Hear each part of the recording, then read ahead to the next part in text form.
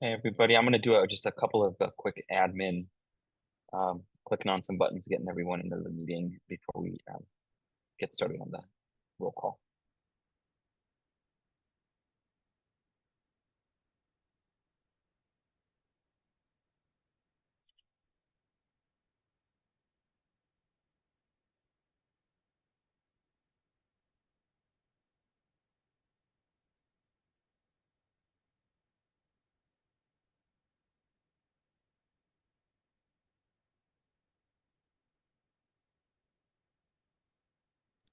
Can you hear me, Daniel?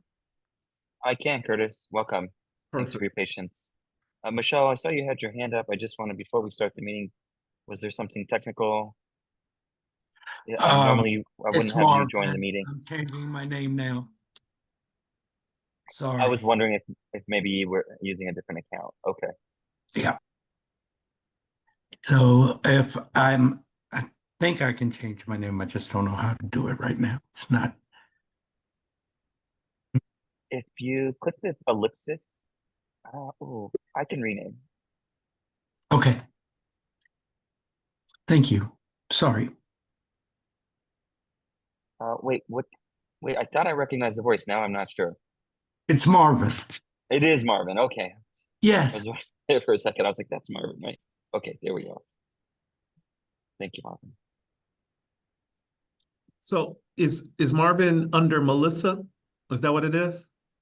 Marvin is no. Michelle Eastman. Yeah. Michelle. Oh. Can you hear me? I Yeah. can. Thank you, Kelsey. I appreciate it. I want to welcome everybody to today's System Performance Committee meeting, and I am the co-chair with Tamara. And first things first, I welcome and do a round of introductions. So if we want to go ahead and do that, I cannot see who else is here. So if you want to just pipe in.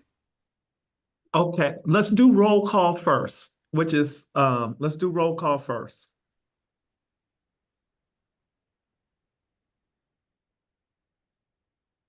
I think that works, Curtis. That's how we should get the meeting started, by doing roll call first. And then we can go into introductions and what have you. Okay? Thank you, Curtis. No problem. So I'll start off.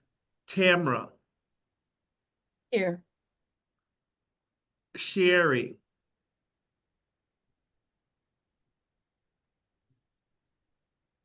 Ruby.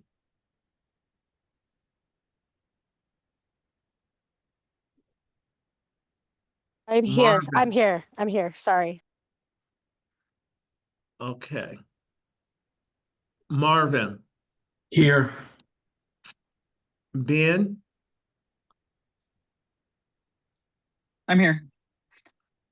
Christina, of course, here. Here. Victoria. Here. Mustafa. Okay. Shauna. Here. Okay. Well, we have quorum, everyone. Thank you for your presence.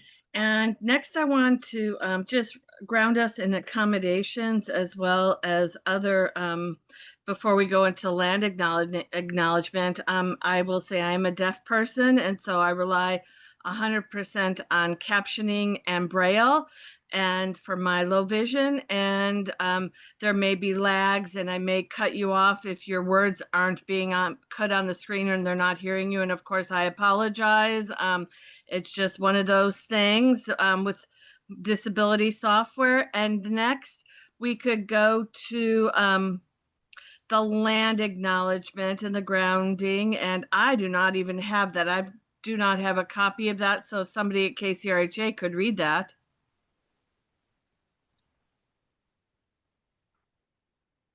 I can read it. The King County. Thank you. The King County Continuum of Care Board acknowledge that we work on the unceded traditional land of the Coast Salish peoples, especially the first people of Seattle, the Duwamish people, the original stewards of the land, past and present. We honor with gratitude the land itself and the Duwamish tribe. This acknowledgement only becomes meaningful when combined with accountable relationships and informed actions, and is the first step in honoring the land that we today sit on and their peoples. Theory of change. If we create a homelessness response system that centers people who have lived experience of homelessness, then we will be able to meet needs and eliminate inequities in order to end homelessness for all.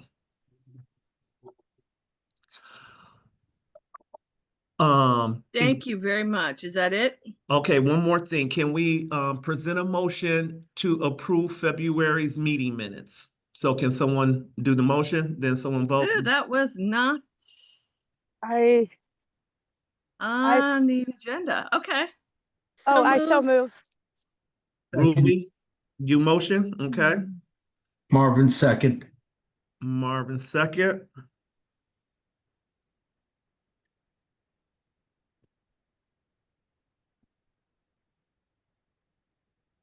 All in favor, please let staff know by signaling aye or saying aye or etc.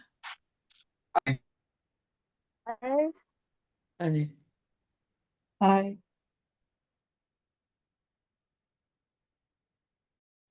Aye.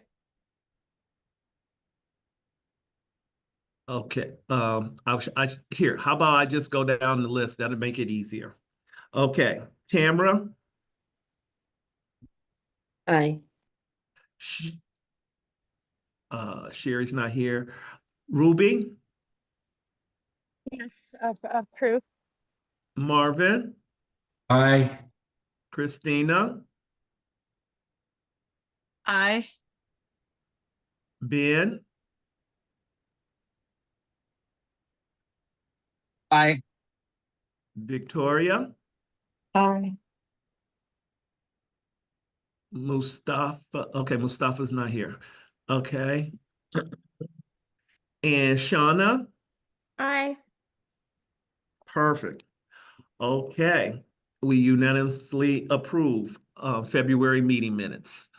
Okay. So we can move on. From my understanding, are we going to be doing a motion to amend the agenda? We could. Yes, and if before we go into that, so we're clear on the motion. Christina, do you mind if I give a little prelude to the reason We behind usually that? do all that businessy stuff after we do cultural share, which is with our land acknowledgement and our cultural share, and then we move into the businessy part of stuff. Sounds good, Christina. Yeah, so let's go ahead and quickly, is there anybody that would like to do cultural share today? Or share something that has been a highlight for them for the last week or so?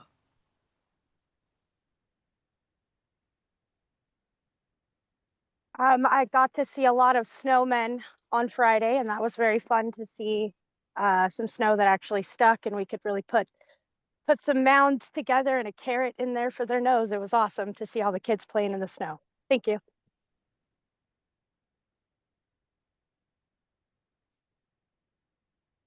That's awesome. Everybody else enjoy the beautiful white stuff?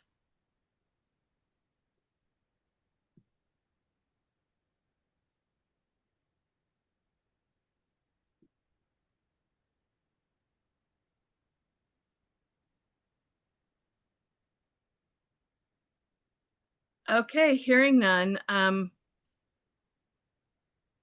Going into our approving,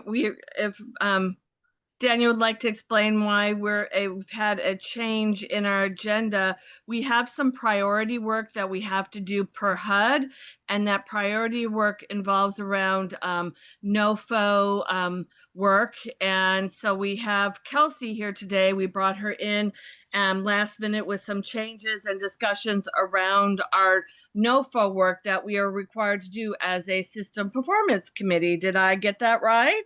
I did, looks like, Daniel. And so I will entertain a motion to amend our agenda to include Miss Kelsey in her discussion on NOFOing. So And just for a technical pieces, if I could, Marvin, pardon me. Okay, no worries. Just that we're swapping out the system performance measure presentation with Kelsey's NOFO presentation, so that we have plenty of time. Okay, thanks. I still move that we actually do it.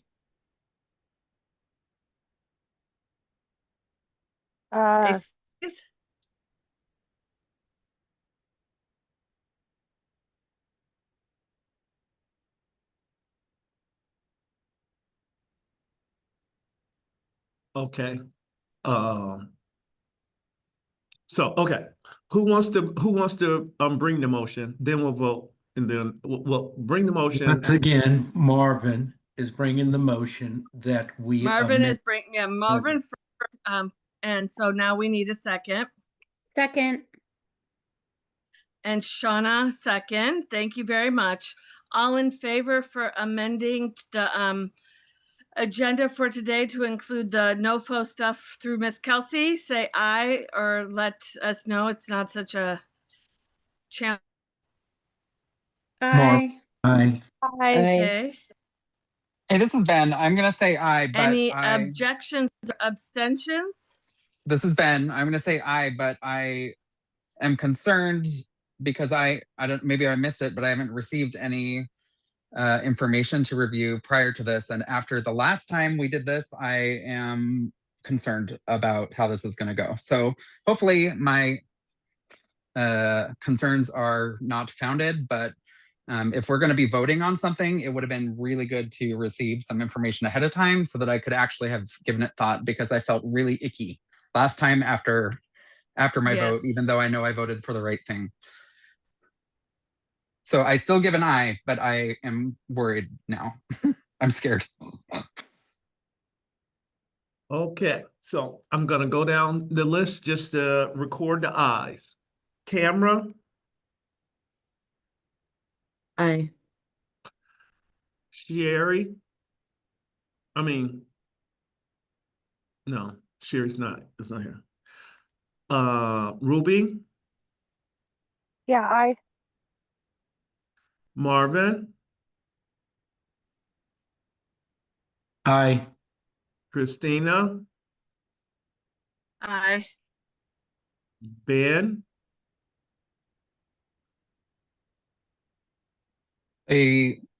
Yeah, aye. Victoria, Aye. Mustafa's not here. And Shauna. Aye for the second time. Okay, we didn't record it. I didn't get it recorded the first time. So, okay, thank you so much. The motion passes unanimously. Thank you. And next on our agenda is public comment through Marvin.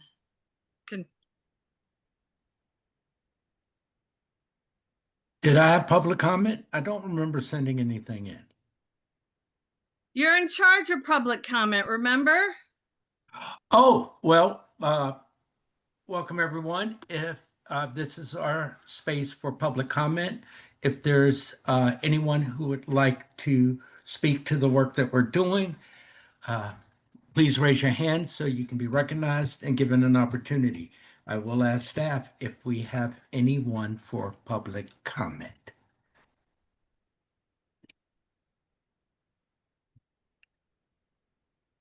Curtis, see any hands? Any hands? I do not see any hands. Thank you very Great. much. I will pass it back to Christina. And next we will go to talk about board updates and committee goals. Updates from the other board. If you could help with that piece. Sure. Yeah. I just want to Hello, make sure because it's changed around. I have an old agenda. So you need to help me with that, Daniel. Okay. Okay. Are we ready for the board updates? Yeah. Yes. Okay. Great. Sorry about that. So this is for the CoC board update from our meeting on March 4th, 2026 from 2 to 4 p.m. Miss Rube, yes, thank you. You can hear me? Just clarifying. Yep. Yes. Great, thank you. So we did have our meeting on March 4th, and I was going to give some NOFO updates, but it sounds like we will have those here shortly, so I'll leave that to Kelsey. I'm excited to hear if there's been any updates. We did have 4 new board members seated, and that is to we got our peer council member, a Kenmore council member, a retired King County sheriff, and a business community representative.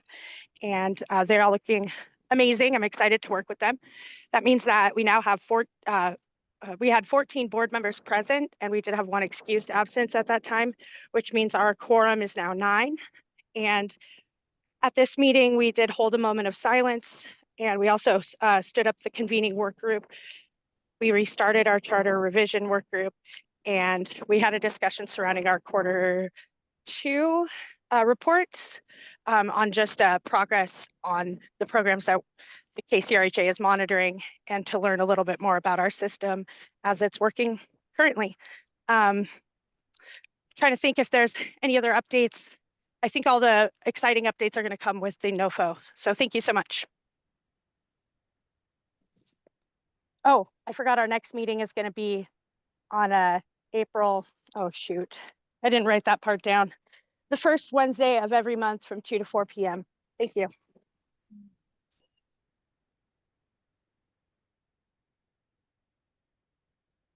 Daniel, do you have any updates around the coordinated entry group? Are they doing anything new or right now, or? I don't have anything new to report from last year.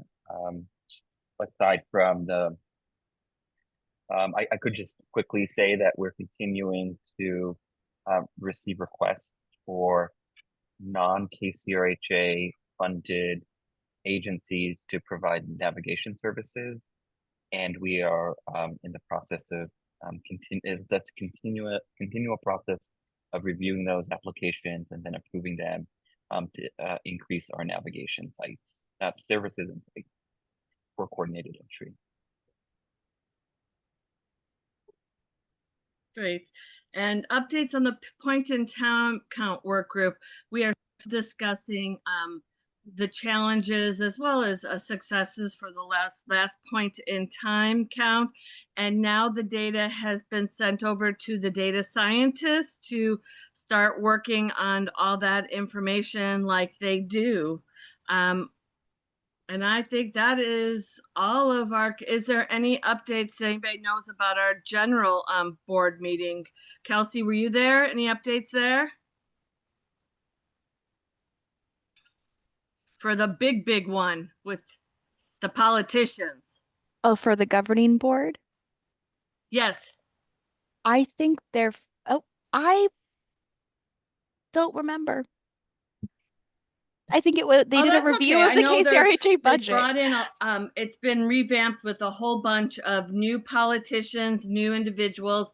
We have, besides, you know, the new mayor and new council member, our executive Germay, and we have new members from Sound Cities, etc. And I know Kent Hayes is definitely one of the lived experience members who has taken over for Renton now for their homeless services. So yeah, we have a whole new governance board coming on. So it'd be interesting to see what how that goes. So that's our updates. I'm not missing any boards. And next are we switching out the performance measure so it'll be Miss Kelsey next, right? Yes, great. Go ahead. Awesome. Thank you all so much. I am going to just share my screen to get some updates visually for you all. All right. Hello. I am Kelsey Beckmeyer, she, her pronouns. I am our CoC manager with KCRHA. I am not here to ask you for a vote today. Today is setting a stage for work to come. Knowing that we've got a little bit of time, we don't have to be scrambling in order to get things moving. So really wanting to be a little more thoughtful and paced with how we are moving. So I hope that can assuage a little bit of apprehension that some of you may have. The big aim for today is really to introduce to you all some more information around the rating criteria for the Notice of Funding Opportunity, aka the NOFO, and look at areas of improvement, including the strategies that we want to take to improve the rating criteria over the next couple of months. The purpose we have for wanting to update our rating criteria is really twofold. We want to make sure that decisions that are being made around funding for projects receiving CoC funds is grounded in solid data. Updating the rating criteria for the fiscal year 26 competition will help to refine the criteria for additional nuance and review the point allocations that are attributed to projects. The rating criteria also has not seen a significant update in the last 5 years. When we came to you last year in 2025 around criteria, was in a kind of hurried response to the NOFO that HUD posted in November of 2025. There was then a subsequent lawsuit that paused that NOFO. So changes that we made were not enacted. There was not need to because HUD, there was a stay by some federal courts that did not allow HUD to do that. So really any changes we're making are going to talk about how we evaluate projects for our fiscal year 2026 NOFO competition. Aside from wanting to do a revamp and a refresh of criteria that has been a little stagnant, we want to also be aligning with some requirements that we foresee HUD making in FY26. We have a pretty good playbook for what we anticipate seeing based upon an updated publication from HUD in December of 2025. We are looking at how HUD will be reviewing continuums of care and the merit scoring to help inform some of the point distribution changes that we may want to make. Starting now in that review will help us to make better informed decisions as we move forward. The main areas of review. Kelsey, Yes. excuse me, really quick. Should we be moving forward on the PowerPoint because we're still at the very first? Oh, I might be sharing. Are you not seeing the rating areas being shared? I think we see the homepage of the presentation. We still see fiscal year 26 NOFO rating criteria update. So we never saw aim Got it. today purpose for up. Got it. Let me do a little changing so that we can make that work. I think you're gonna have to put it in I may have, presentation yeah, mode. I may have had Right, too so, many yeah. screens open. So give me just one moment. No worries.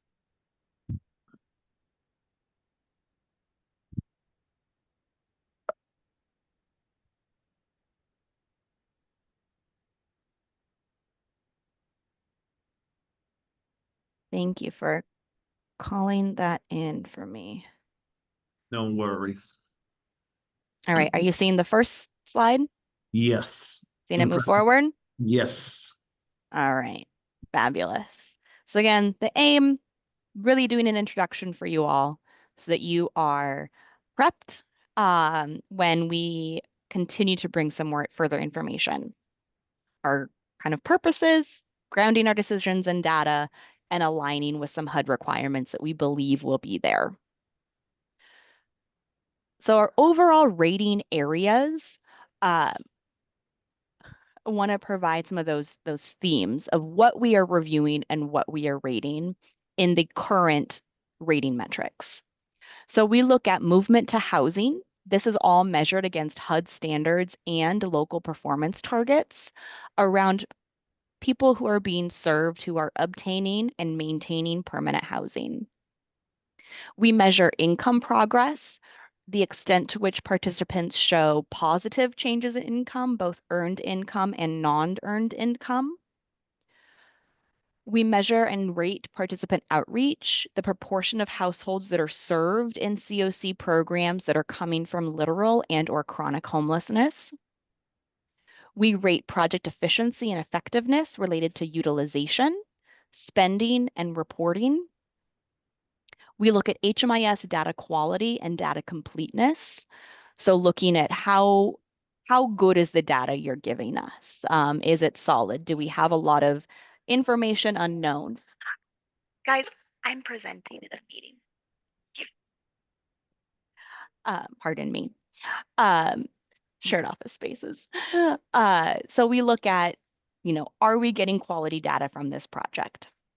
And finally, we look at HUD and system priority measures. So that some of the things we look at are the type of project, whether it's permanent supportive housing, rapid rehousing, transitional housing, et cetera, and prioritization related to various populations that are served.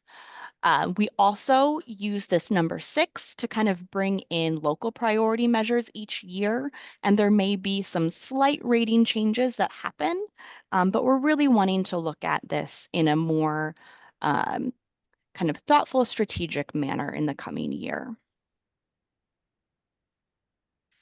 Some of the considerations that we want to make over the next few months as we review the rating criteria is looking at more nuance in our rating allocation. A number of measures that we look at are either all points or no points. So wanting to consider whether or not that strategy is something we want to maintain. We want to look at increasing the weight of points that are provided to projects that have increased exits with numbers of earned income. We know that this is a HUD priority, and we know that HUD will likely require that COCs have a strong look and rating of projects related to earned income. We want to ensure that with consideration to project types, we have clear rating criteria for projects we haven't had solid rating criteria for previously. Those include joint component projects as well as support service only projects. We want to make sure we're comparing apples to apples and not apples to oranges. So wanting to just really clearly have criteria that is articulated for a joint component project or a support services only project. We want to reevaluate our length of enrollment. Currently, the threshold is quite low compared to the average of most projects. So want to reevaluate whether the rating criteria we currently have is under or over scoring people, or under or over penalizing people, to ensure that how we are rating is realistic to our system today. Similarly, with our rapid rehousing move-in rate, our previous criteria was setting a benchmark of 30 days to move in to rapid rehousing. And we want to consider the current landscape of our rapid rehousing projects, current landscape of housing availability, and whether or not a 30-day benchmark is the correct measure. Finally, we want to ensure that we're including known HUD priority alignment.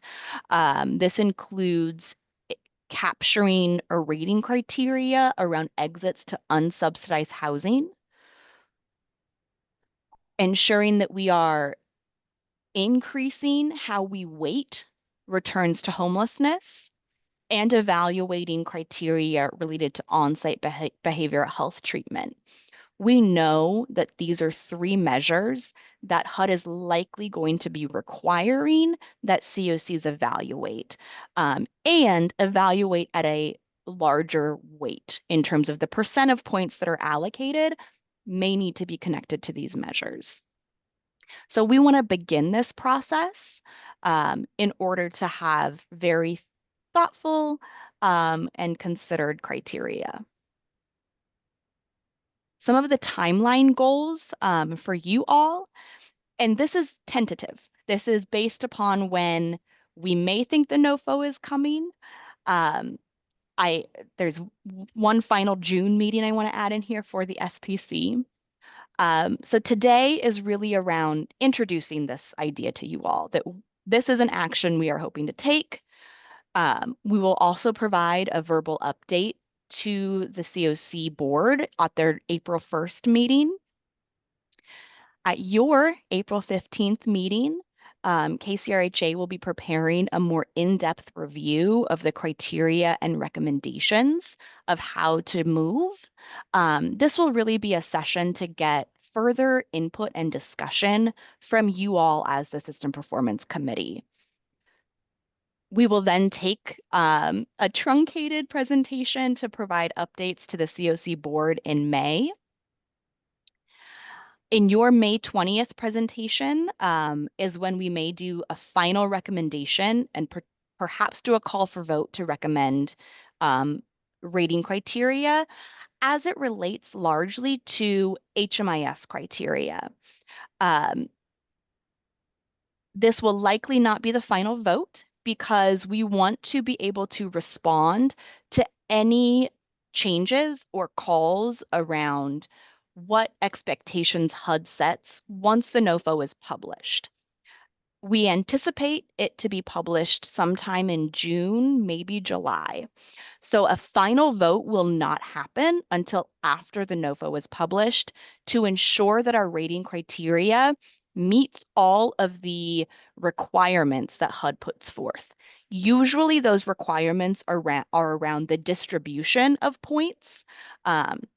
For example, HUD usually stipulates that 30% of points have to be based on objective criteria. So this is the HMIS data-driven criteria. They then will state that, X% of points has to be related to system performance. And in prior years, they've called out your return rate to homelessness for a project, the exit rate to permanent housing. They want a certain percentage of the overall total to incorporate those measures. So we want to make sure that we are being nimble once we know the exact criteria put forth by HUD and the NOFO, that our rating criteria is aligned. So between May and whenever that date is, whether that is in June or July, there may need to be some slight adjustments to the point distribution and or some additional factors that we want to ensure we are rating. For example, in the FY25 NOFO that was posted, HUD wanted to see points provided for programs that had a service participation requirement. And if we're seeing that, then we as a CoC need to be rating and evaluating that as well. So we want to be able to set up some of our known changes that we've been wanting to make for years, largely, and then have in that tighter timeline, those refinements. Again, hoping for some of these final things to happen, likely in mid-June, early July. A little bit of the next steps, and then I will get to questions. I see, Marvin, your hand up. So the KCRHA research and data staff are working to detail all of the recommendations related to HMIS data. This is all of our objective system performance measure criteria, and they will be working on developing updated data codes, point allocations, how are we rating this? That is what that team will be working on to prepare to present in April and May. KCRHA CoC staff will be working on non-HMIS driven recommendations. So these are rating criterias that is not collected from HMIS data. This can be spending rates, reporting requirements. This can be connected to some of our local priorities and how we evaluate those. And that will be in partnership with research and data, but driven by the CoC team. We will pause for questions. And Marvin. Thank you. My question's more on how we're going to receive this information, such as the documents and what we're preparing for being highlighted so that we know where we may need to be open and open to whatever. How did you mention it? Where we need to be flexible to meet HUD outcomes. Yep. So the current kind of guidebook that we're using for planning and preparation is the currently posted 2025 NOFO that HUD published in December. So that will be kind of our source material around what types of requirements we may be seeing. The other piece that we'll be preparing is a bit of a side-by-side of when we bring forth kind of recommendations or changes. We will have a visual that will get to you ahead of time, so you do have time to review it and read it and feel engaged with it. That will have the current criteria and the recommended change, so we can kind of clearly outline what that is and what that change may look like. Thank you. Yep. Next, I saw Janelle, and Janelle may have additional information to provide. I don't know if yes, thank you, Kelsey, for that overview. I'm hoping for, and this is Janelle Rothhoek, her Senior Director of Research and Data for KCRHA. I wanted to see if you could articulate for the committee the program types that you're looking at. I know you specified some of the particulars that might be affected, but if you can go over the project types that you're looking at, just so people are clear on that. And I've asked Daniel when he gets a chance to put in the chat the link to the December document that you're referencing. It's just in case the committee is not familiar with that. Great. The project types that are included in the rating for the CoC NOFO include permanent supportive housing, rapid rehousing, transitional housing, joint component, which is a combination of transitional housing and rapid rehousing, safe havens, and support services only projects. So those are kind of the boundaries of project type. So it's not all projects within our continuum, but very specific ones that are CoC funded. Victoria. Hi, Kelsey, and thanks for this. Thank you for stating that you'll be providing materials in advance. I'd also just like to make the request that as much of the data that's informing these recommendations be included in that as well for our review. Thanks. Yep, absolutely. Shauna. Hi, thanks for being here. Just clarification what support services only means, because I know that there was some nuance changes in the NOFO that got stayed, and I don't know if that has shifted again. Yep. Those are services that are done not connected to a housing program. So a couple of things that we are aware of. One, we will likely have to competitively renew our YHDP, or Youth Homelessness Demonstration Program projects. A couple of those are support services only. So one is a peer behavioral health program. That is not a rapid rehousing project, a permanent sort of housing project, transitional housing. We haven't had to rate these projects, so we need criteria to rate it. So support services only is a myriad of things. It can be day centers, navigation support, case management only. So we need to have clear criteria on how we are evaluating and rating performance of those types of programs. We're wanting to do this both because we will need to evaluate at least one project that we know is support services only, and it will need some rating criteria that we can use. And two, HUD has indicated that they will have a funding priority shift to include more support services only within CoC funds, um, which is a change from prior years. So we need to also be prepared for FY27 when we may have more support service only projects within our CoC funding that we need to be rating and comparing support service only performance to each other. I'd like to make a comment just for the committee's good and just to mark it for future conversations that since these are new projects that may be included in the future that haven't in the past, we will need to find a way to include them in HMIS if HMIS is going to be a required data collecting point. You know, like we try and do HMIS the best we can for our day center, which is not KCRHA funded. And people always ask me why. And I say, because when funding starts, I want to have the data there. But I know a lot of other programs aren't that lucky. So Yep, that is also at the top of minds on our end. Any other kind of questions or just initial comments that folks have related to the rating criteria and review, as well as any kind of recommendations on types of materials that you want to ensure are available for you all to help inform your review?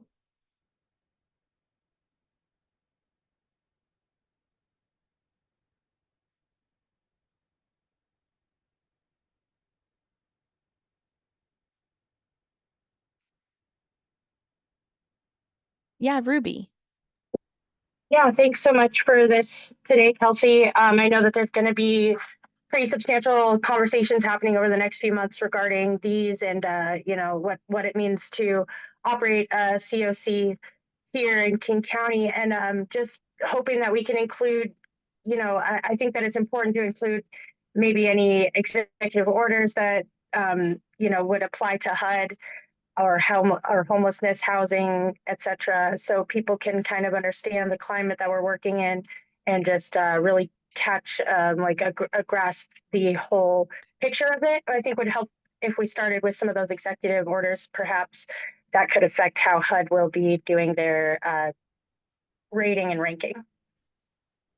Great. That is a good piece to include. I appreciate it. And I saw that in the Q&A, Christina, you also had a question.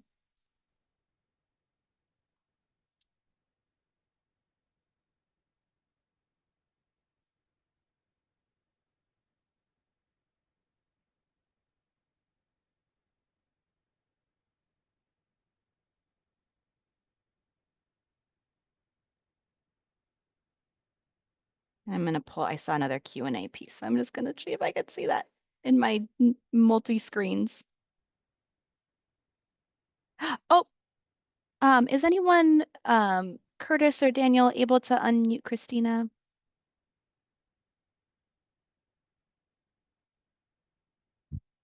Yes, one moment. Thank you.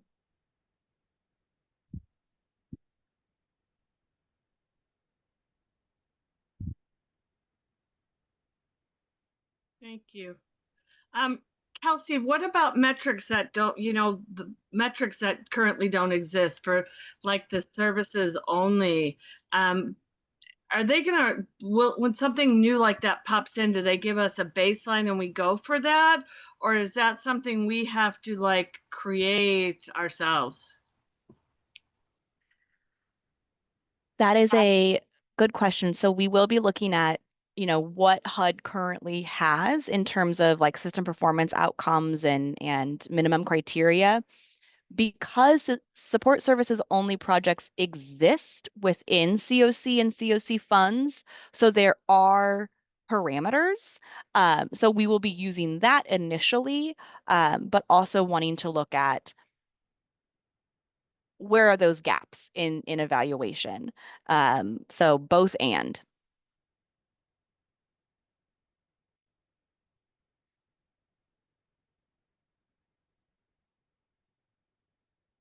And that will be a huge part of what you all as a system performance committee will help be informing. And one thing, Kelsey, if it's okay. Yes.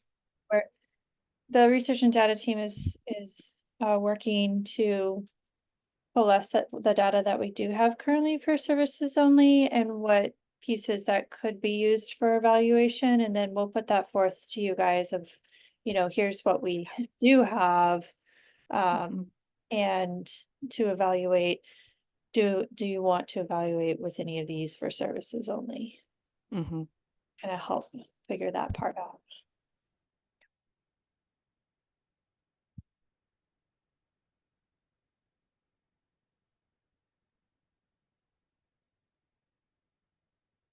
Any other questions, comments, thoughts?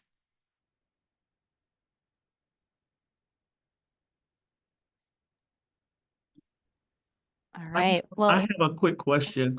yep. Kelsey, will you put a copy of the PowerPoint in chat? Yeah, the PowerPoint, yes, and it will be also uploaded online with all of the materials. Okay, thank you. Yep. Yeah. All right. Well, thank you all so very much. One, for amending your agenda to hear from this and get this introduction. And two, just for your input, particularly around materials that you would like to have to help inform as we move forward on this. You will be hearing more from me, and thank you again for having me. Thank you, Kelsey. Thank you very much, Kelsey. Next, Daniel, do you want to move to the break, which we are scheduled to, or do you want to go into your 10 minutes for the federal reporting update? I indifferent. I can give the federal reporting update, and then we can go to break and then come back and then talk about Perfect. the roadmap for 2026 for us all. That do would that. be perfect. Thank you very much. Okay, great. I'm gonna Shall share my we screen, everybody. 30 about 3:02, everyone. Okay. All right. Oh, Thank you. okay. Breakfast. Okay, great.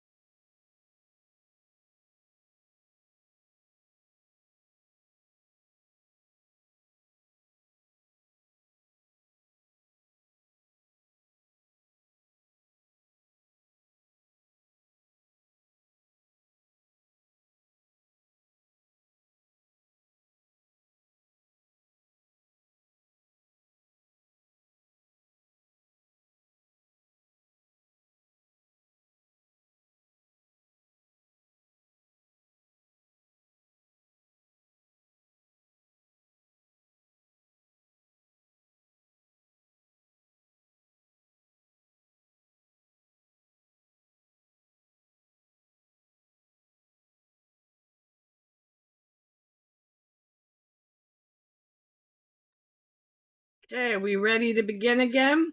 Daniel, you want to take us off with the federal reporting?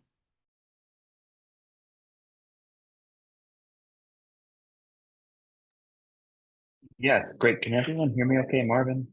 Yes, I So- can. I just wanted to make sure everybody had returned.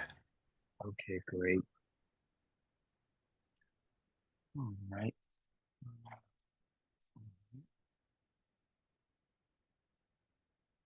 Go ahead and let's see, make sure everyone's here. I'll give another minute. I'm going to queue up my presentation.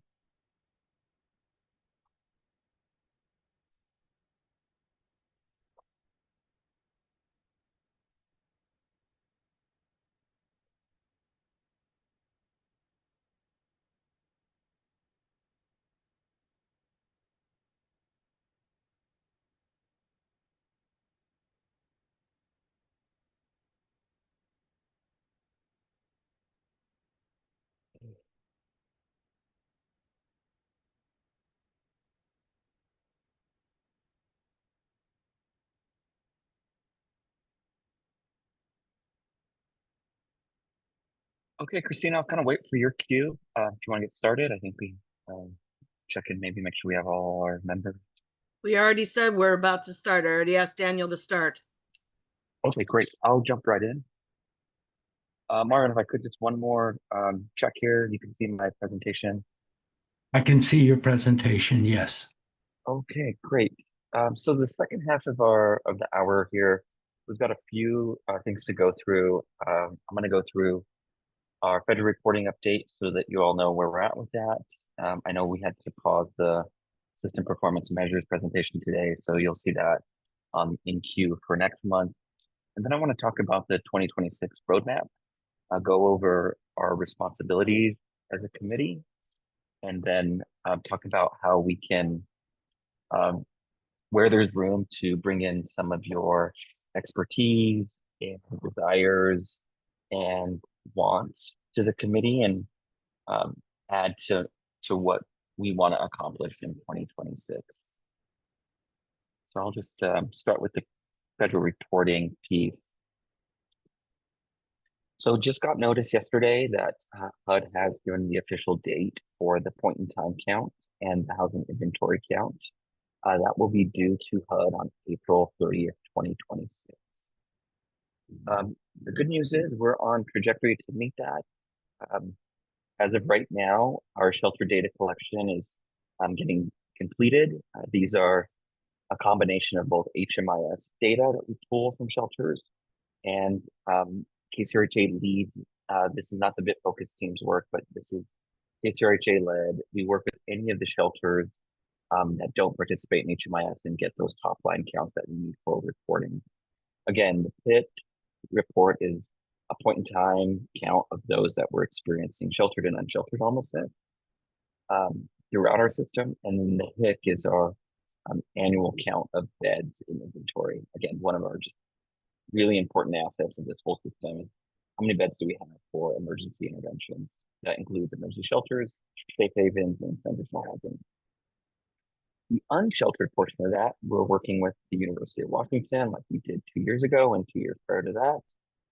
With the shelter data, they will use that, do the math, working with Dr. Zach Blomquist, and get the estimations for all of our standard populations and then all the subpopulations. So that will include for both reporting pieces, families, singles, and households with only children, so anyone under the age of 18.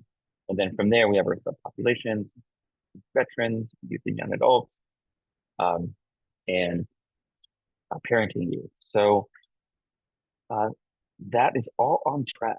So that's the good news there. The other federal report is the system performance measures report. We successfully submitted that back in February, and I have the results compiled for that in a presentation for you all with a comparison from where we were last year to where we are this year. And remember, that report is actually 12 in total. If you get technical and count, this includes measure 1 through 7. And I'll go through next month a recap of what those are. But essentially, this is our system level, not project performance, but system level. Newly homeless, length of time homeless returns, successful exits, who increased their income. Very similar to the NOFO metrics that Kelsey talked about last year or earlier today. And this is very similar to what we did. These are all the same measures we looked at last year for those that were participating in that. And then just a small note that we are continuing with our federal reporting with our ongoing focus on data quality and transparency. We have our data quality dashboard for providers for that continuous monitoring from them. This was an improvement we made last year, just moving forward with that.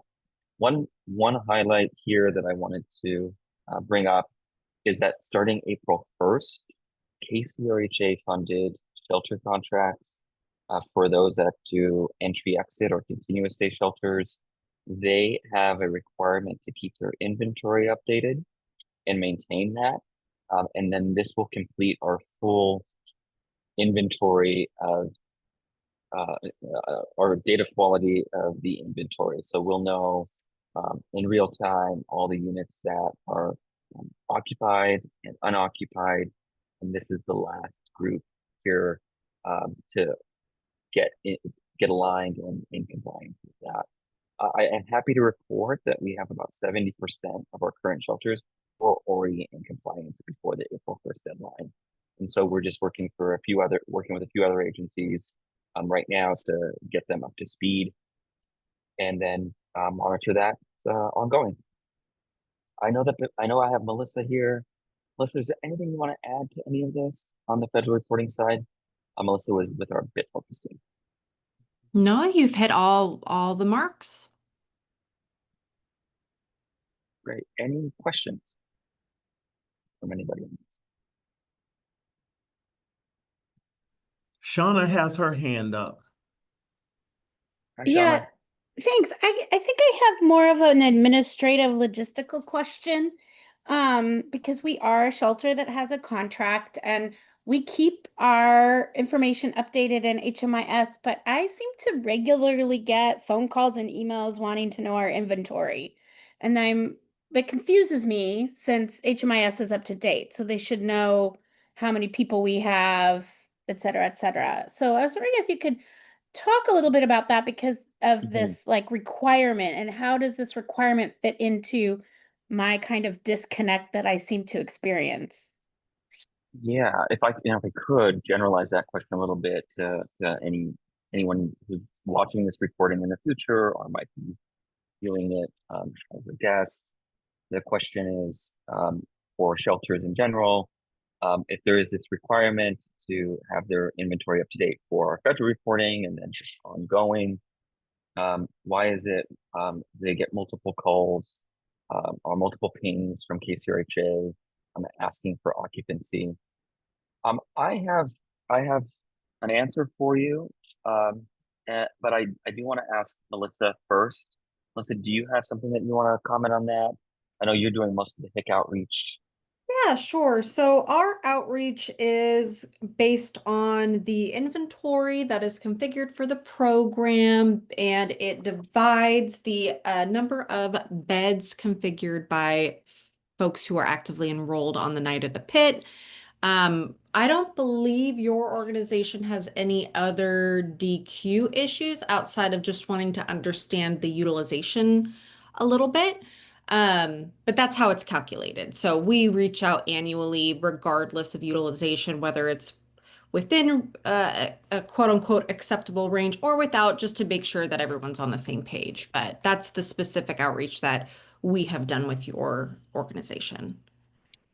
And I will add to that, that right now we are in federal reporting season. So there is a lot of back and forth with a multitude of agencies. It might be myself on the data management team, or Joel, or any one of the BitFocus team members who are reaching out to, we may, what could have happened, Shauna, is a first reach out.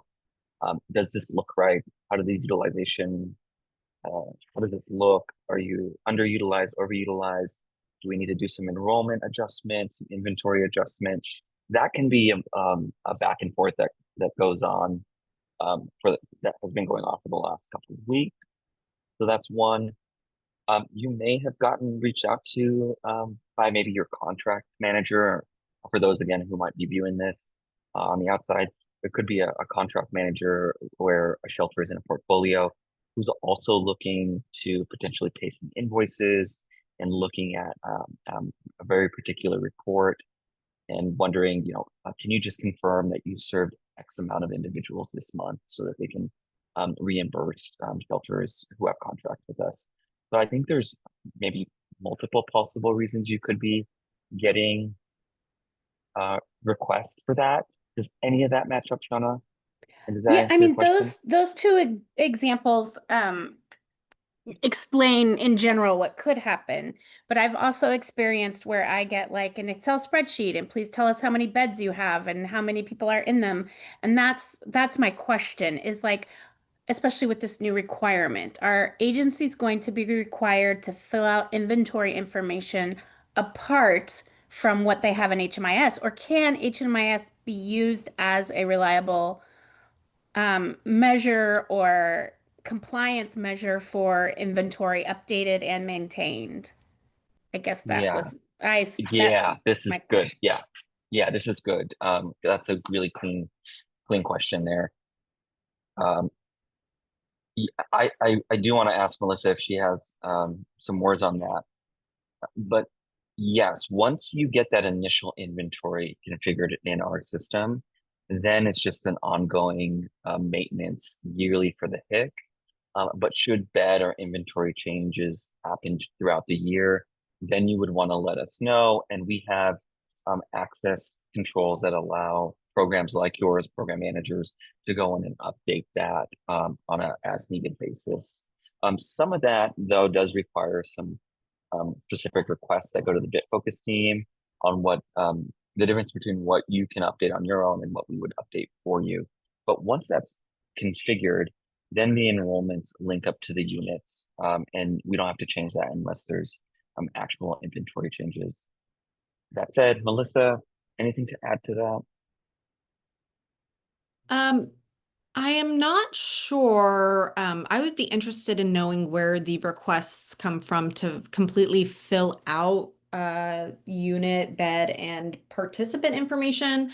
I know for us, we just send over what's currently in the system. I wonder if there was some work related to the initial implementation of the live inventory, which could be being referred to. I'm just taking a look right now. Yeah, no, I mean, Melissa, your interactions with me are exactly as you prescribed. Like, this is Okay. what we see. Is that correct?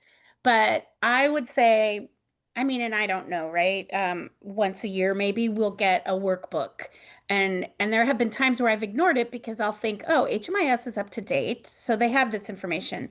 And then I'll get reminders. Well, you haven't completed this inventory yet. You haven't completed this inventory. And I'll check HMIS and it's up to date. And, so I'm not talking about recent events. I'm just talking in general. And that is a really, my representation on this committee is to represent the small agency. And this, from my point of view, that seems like a duplication in people power and effort on my part, that I'm doing the effort to keep HMIS up to date so you all have the information. And then other people are emailing me with workbooks and Excel sheets and stuff, like, so it seems like a redundancy. And I can't give you any specific about who or what right now because I just don't have it in front of me, but That's okay. You know what I'm thinking, Shauna? It may be the case for some agencies where they have some programs in HMIS and others not under the same agency. And so for the housing inventory count and PIT, it is very likely that they may have two communications, one from the data management team asking about programs that aren't in HMIS and what were the top line count for people in inventory, and then for programs that they may be that are already in HMIS, they would be getting confirmation from the BitFocus team.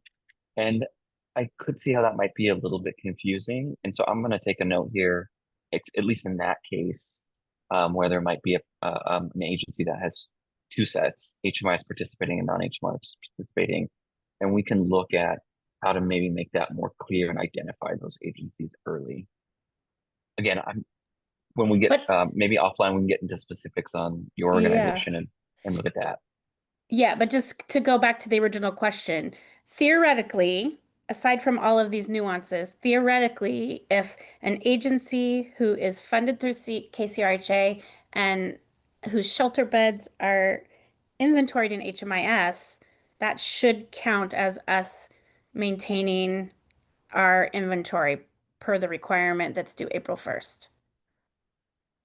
Correct. Yes. Okay, thank you. Yeah.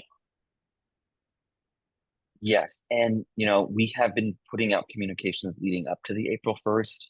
That's come from the data management team and from our programs team, which is the ones who oversee the contracts and would be looking at performance requirements in those contracts. So you're right. It may be the case that there were multiple outreach attempts by multiple teams, and that is definitely something we can look at to make that a little bit more clear. So I'm taking notes here on that.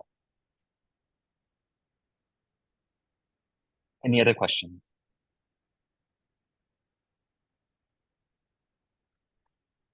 Okay, I'm gonna move on. Daniel, I have my hand up here. Oh, Yeah, I'm sorry, I was Janelle, gonna I didn't say see that. Janelle, yeah. Please. Okay, thanks. Yeah. So I just wanted to add that is the point of the inventory project, to exactly, Shauna, to what you're experiencing. That's something that was one of the drivers of creating this project. Because in the past, a lot of the shelters have had to report daily inventory into a separate system, and they would be pulling that from their system and then updating it from their system, and then maybe they would, depending on how they would set up their data entry for the shelters, then updating the shelter in the HMIS. So this project will help to make sure that everyone is looking at the same information and everyone has it, up to date. And reports can then be pulled from there, and people can then get their information from there. So what this would mean from the provider level is that at most you should get maybe requests to, like, is this correct from what we're seeing in the HMIS? But that would be the extent of what you would be getting moving forward, because that's exactly the issue that we're trying to solve for. Great. Thanks, Janelle.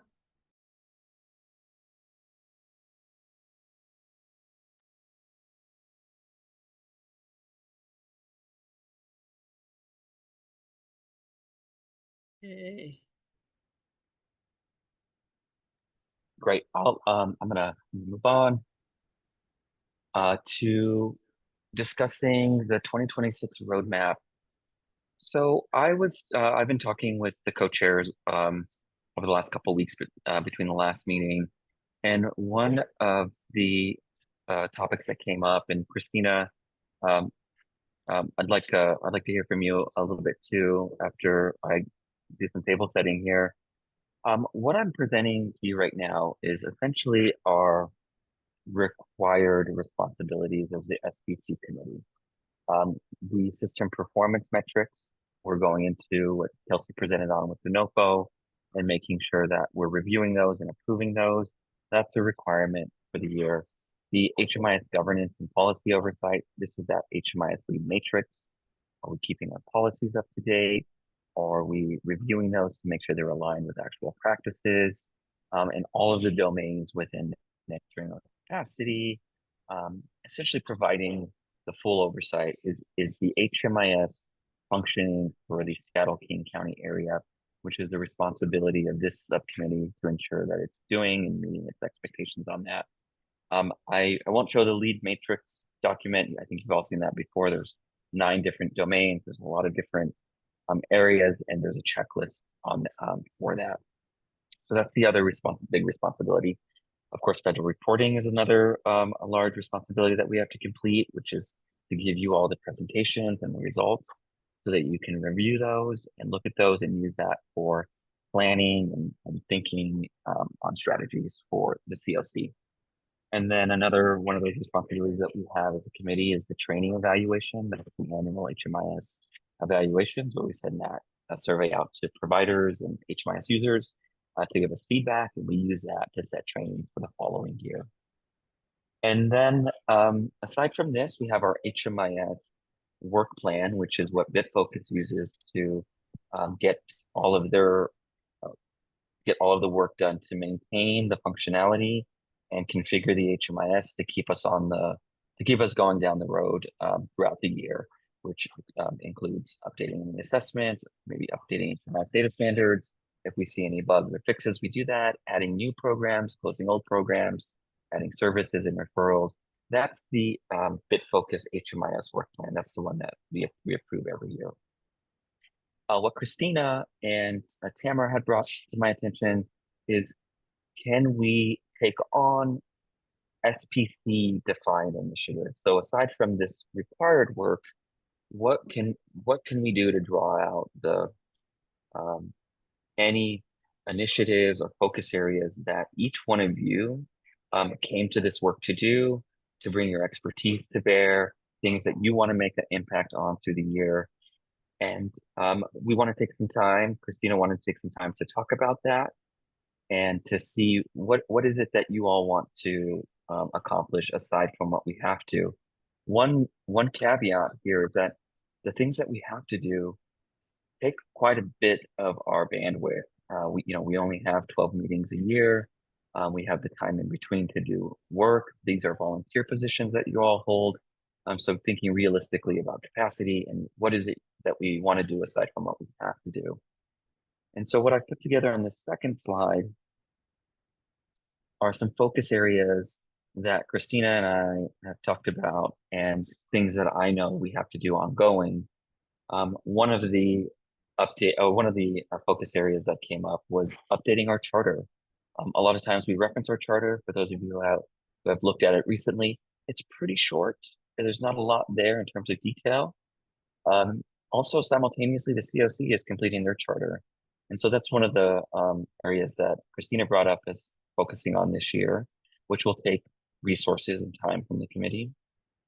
We have Tamara's well-being metrics as she's furthering to define that. We will want to integrate that this year. And then ongoing work that we have to do that's not necessarily in the previous slide is recruitment, making sure that we had constantly have refreshing the seats that are empty and getting those positions filled. And then upcoming is our coordinated entry DV work that we started in 2025 and we're working on in 2026. We're going to have some policies there that are going to be new that we'll have to approve so that we can continue to have oversight over all of the functions and intervention that we host in the HMIS. Christina, I'll hand it over to you. This is sort of your baby on, Yes. Making sure that we're drawing out the expertise and getting the impacts we want from community members here. So with that, I'll step back. I'm going to be sending out an individual email to put it back to that last slide for me. Yes, that one. Thank you. Sending out an email to ask what your thoughts are. Ask if you have any projects you would like to work on, what's your bandwidth. I am going to be committing as the co-chair to really looking at the charter, bringing it to you guys and getting it, because our charter does not currently, it was written by KCRHA and it really doesn't reflect, it looks a little bit like the slide before this, what we do need, but just not all of it and stuff like that. And so I just wanted to update it and make it really reflect what we definitely have to do and that it's easily read because it's a little technical and even more so technical than our own CoC charter. So bring that to y'all and work on that. So like that's something I'm going to work on and bring it to you guys. And if others want to work on with me, I would love to have a little small side group doing it, but like well-being metric, that is something Tamara really heads up and leads and are really passionate about it, and so maybe others are that. So I'm going to send out an email to you all, and if you could just individually reply, and it's okay to say that hey, I have zero bandwidth to do absolutely anything.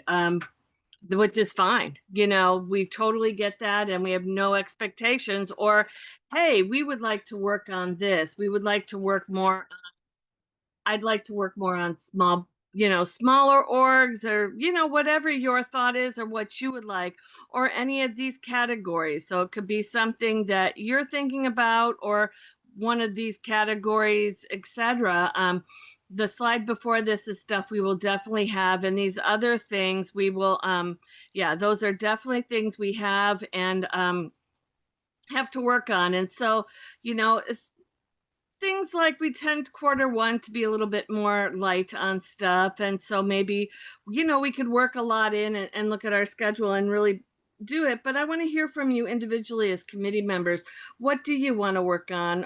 Are there things that, you know, we might not have thought about, etc. And, you know, I want to hear from you all individually. So expect, as soon as I get the new updated list of everybody's correct email addresses, and I may have it and I didn't see it, I apologize.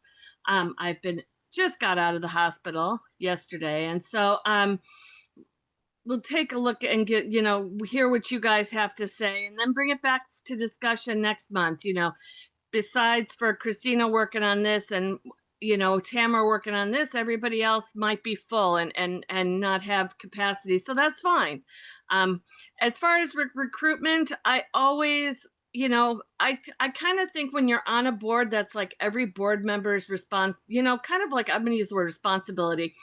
If you're sitting next to somebody at a conference or a training and they work at, you know, UW or one of the colleges, and, you know, they have a passion on this, you know, tell them about our group, tell them to give us a, pop in and say hi, you know, listen to us, see what we're about, see if it's for you. And it's kind of bringing those other people you work with, you know, in the community and your professional circles, etc.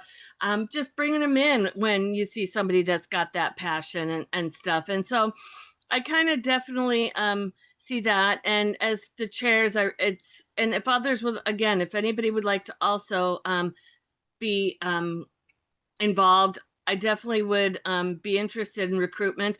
Back in the day, even when we were all homey and coming into KCRHA, we had a lot of educators. We had a lot of UW people popping in all the time, hearing from that. And I'd love to be able to get them more on board and get them here.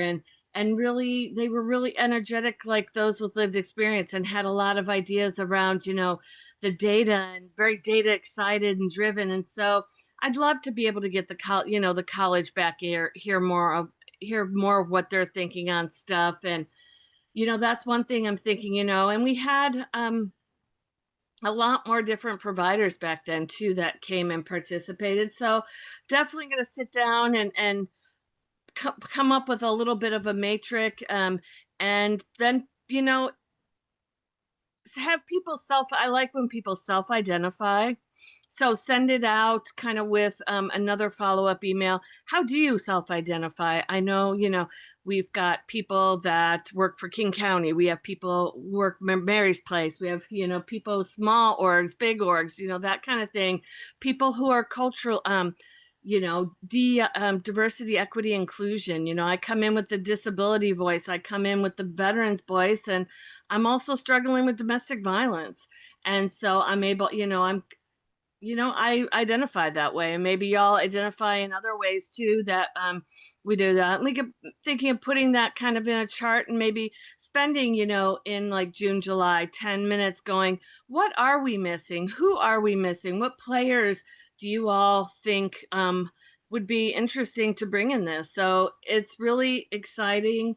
And I think this will be a really exciting year around that. But yeah, look for an email from me to like just ask you, what are your passions? What do you know, there are things you would like to work on. Is there one of these groups you would like to work on? Do you have another idea, etc.? And yeah, that's what I have. Daniel, do you have anything else? No, I did. I don't think I did a good job because I didn't add it to the slide, but I did want to open it up for a little bit of light discussion. So if Okay. people have thoughts, and I know Curtis is taking notes, so we'll log that. But yeah, top thoughts on this? Good, bad. Marvin? Well, I heard in terms of capacity, how many different areas can we take on? I'm sure we want to do them all, but we should have a realistic expectation of what we can actually add to our. No, exactly. And that's where I'm hearing. If, everybody is quite busy, then we don't really have to and nobody else needs to take on anything. I will be going, nobody else has to. I am personally committing to updating our charter and just kind of doing a outline of who we are like for recruitment, just so that we have a tool that says, and we can have a 10 or 15-minute discussion on who are missing.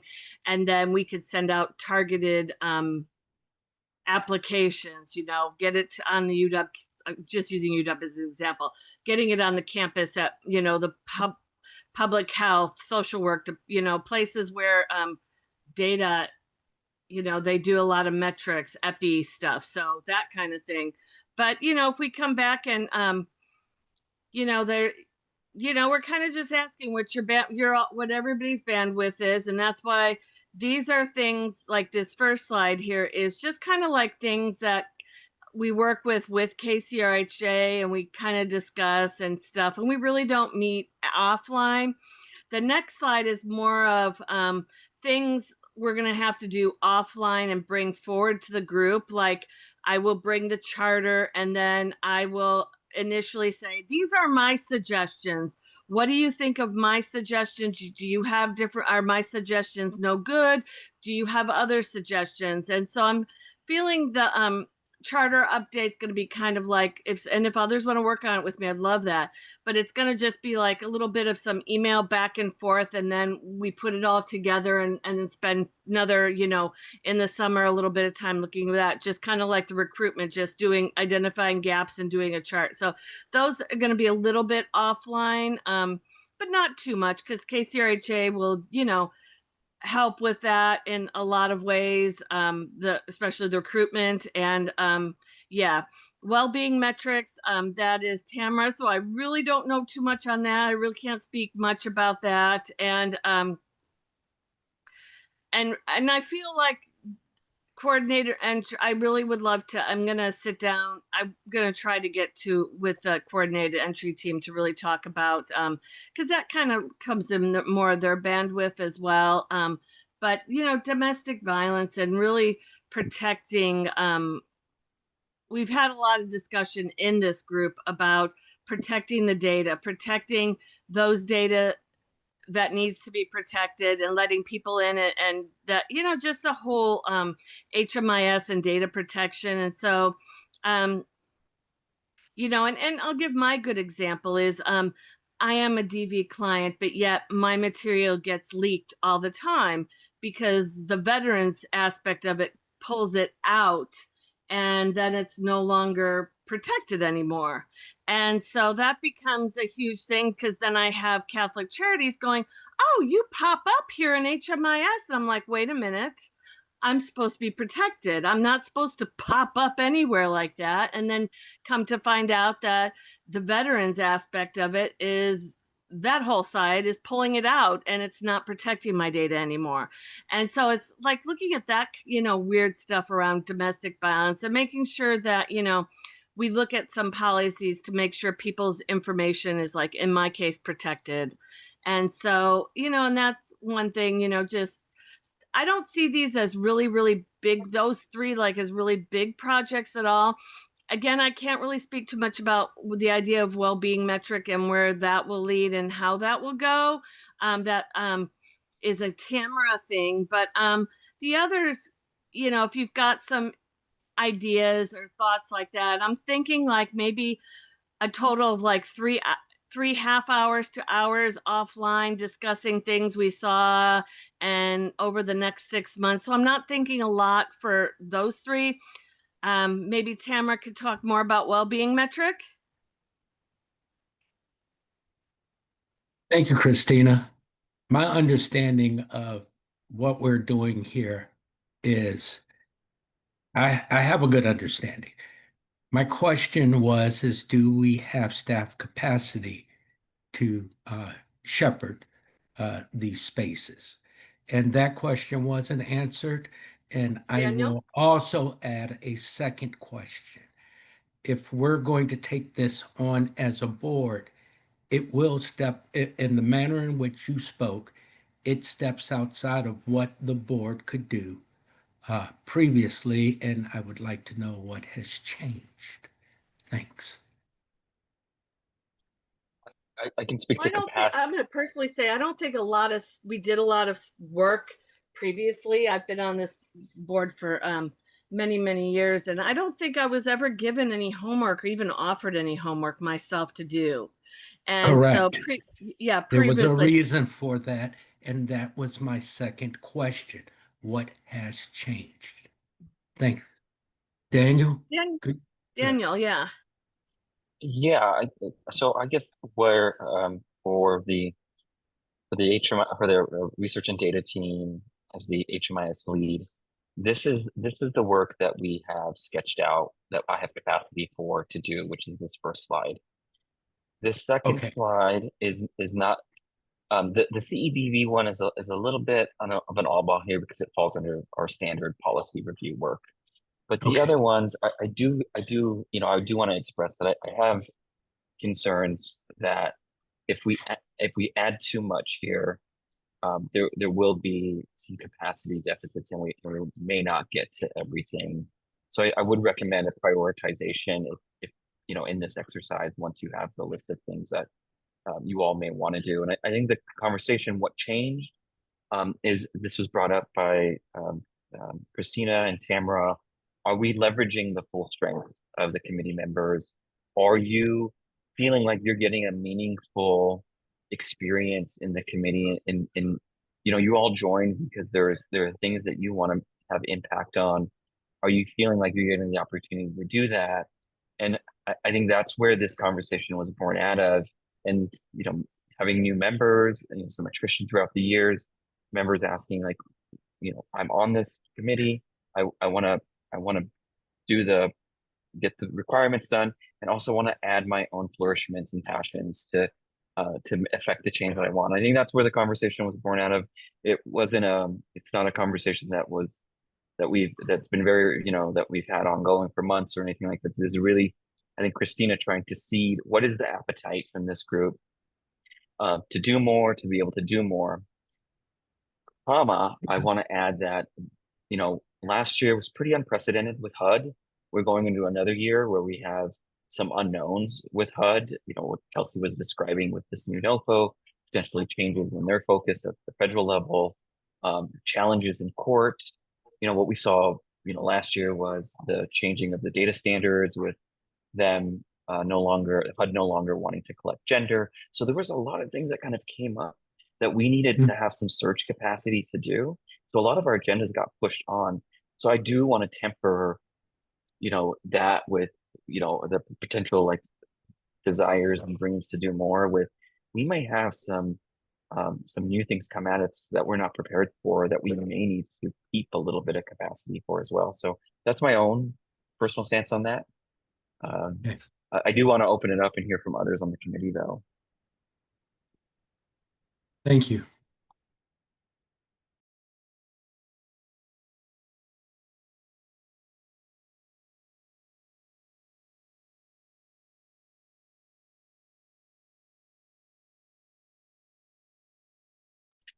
Yeah, it's a small enough group. I think you can just go ahead, Shauna.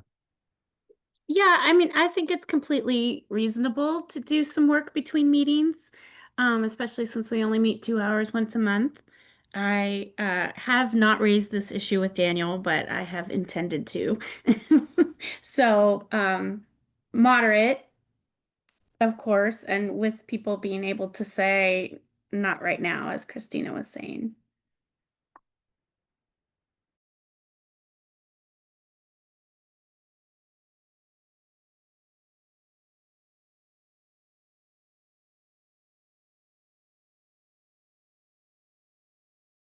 Okay, great.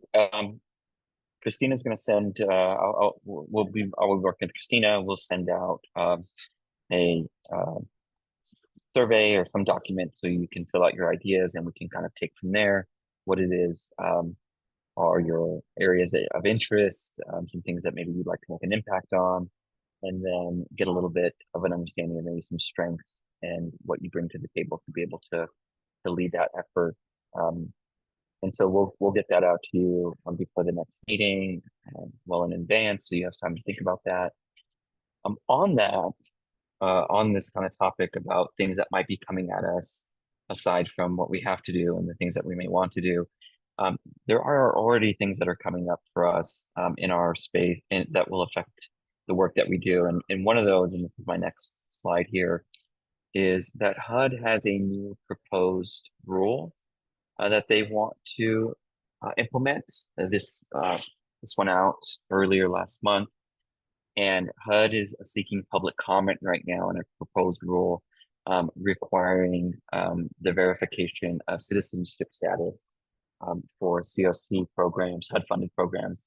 Pardon me, as a new addition to eligibility. And if you haven't seen, the National Alliance to End Homelessness has some information about this. There's stuff that you can find. I'll send the links out after the meeting where you can look at this in the Federal Registry, exactly what they're asking. This is much like the HMIS data standard change where they deprecated gender and replaced it with sex. This is, what they're proposing here is to add this eligibility requirement. And I want to bring this to the attention of this committee, that we, an effort here is to send out in our networks that the public, providers, everyone has an opportunity to comment on this and to give their input. And even, if HUD moves forward with this and there isn't, if depending on where you fall on this, if it goes the way you want or it doesn't go the way you want, at least you can record what it is that you had your thoughts and considerations on this new rule, and that gets recorded. And so in the future, people can look back on that. I often look back on Federal Registry comments to see what people were talking about, when the data standards were first proposed back in 2004. So I think there's some utility in making the comments, despite what the outcome might be. But I did want to alert you to this one. This has come out recently, and I think it's important for us to promote commenting on this. Any questions?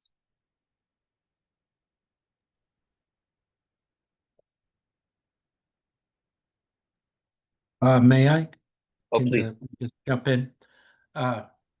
My concern is that we're not identifying the negative impact this proposed rule change will have on people already in the system. Yes, I'm concerned, and it's not what way it goes. It should be identified, at least through public comment, that it should not impact folks that are already in the system and those seeking access to the system. This is another space where I often say these are built-in barriers that we say we have no control over. However, we do have the opportunity to speak to, and I would love to understand where others are sitting with this, or are they speaking with other organizations that are speaking out against this proposed rule? Thanks.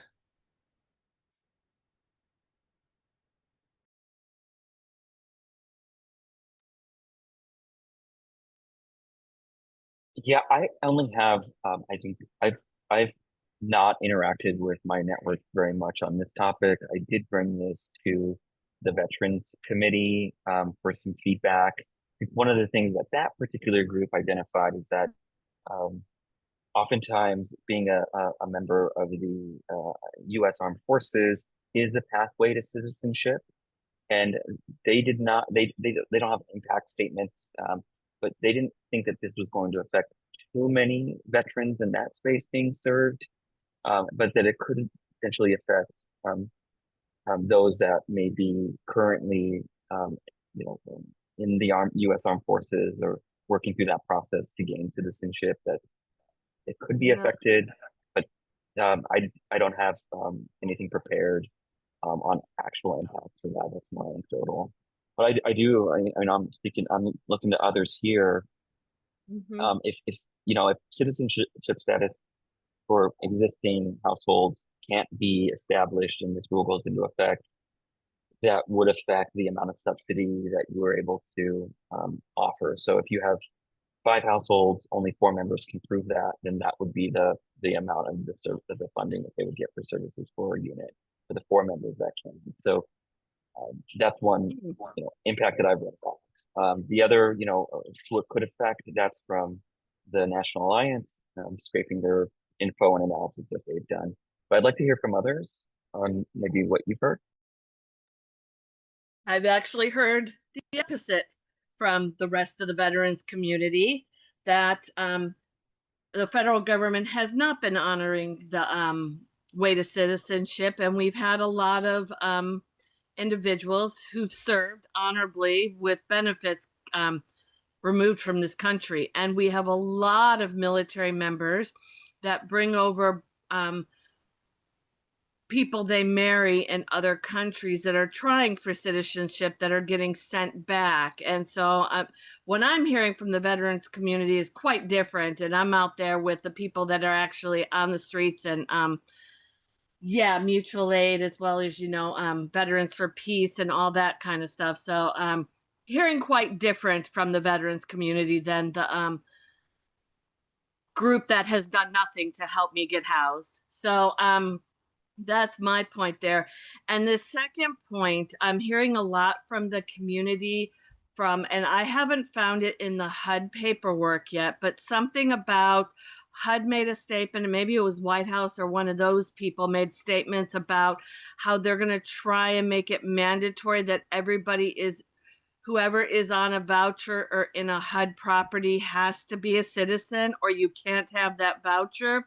So if you have relatives that are trying for their citizenship here for other reasons, and they're in that process, that there's a chance, or somebody made some comment about losing those vouchers, housing placements, etc., if everybody, including children, are not fully citizens. And so a lot of people are afraid of this mandatory citizenship verification with the ICE and rapid response movement of individuals that have brought their grandmothers, aunts, uncles, the rest of their family over here. They are here legally from many different reasons, and they have been allowed there, that they would then not be allowed in those properties, and we're going to have a lot more homelessness. And that DSH safe system is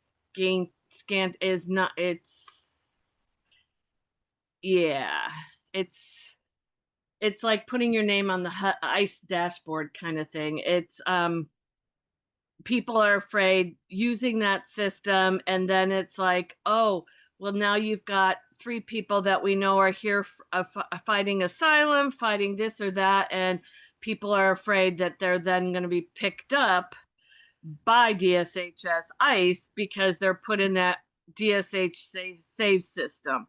And so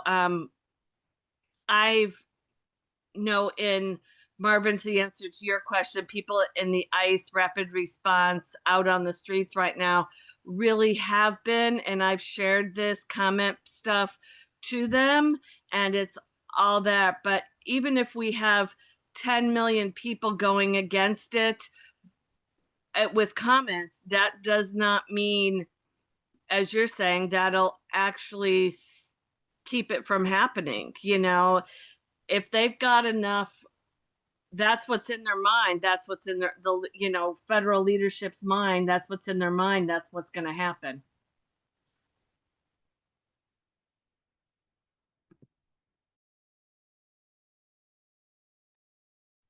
Christina. I want to give it back over to Daniel because we're starting to run short on time, and I'd like to hear the rest. That's basically it. It was just bringing this to the attention of the committee. My ask to you all is I will have on the website the link to the Federal Registry so that, and I'll send it out to the committee so that you can make comments if you'd like. And then if you would be so kind as to send this out into your networks and speak with your constituents, maybe get some feedback and help those who may want to make a comment but don't know how. And I think that pretty much wraps up the agenda for today. The time we got left here. Yeah, I just really quick before we end today, I just wanted to say thanks for this conversation and just remind our committee members that there's always been someone trying to, there's always been governments that have been trying to sway people one way or another, and just to remind us that we need to stay within our morals and do the best that we can without putting ourselves into a dangerous position when it comes to our families and our partners out in the community. And maybe it's better to consolidate an idea and funnel it through a specific comment, right, rather than individually identifying a group of people. Thank you.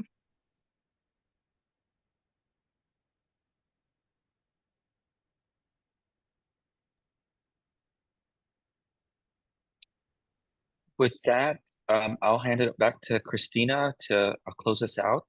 And I'll just say thank you everyone for showing up today. Thank you all. And our next meeting is going to be IRS Tax Day, April 15th. Yes. So I will see you all then, and otherwise look for in the next week getting an email from me. Thank you all. Thank you. Thank you. Goodbye. Daniel, stop the recording because it's not allowing me to do it. Okay, let me do that.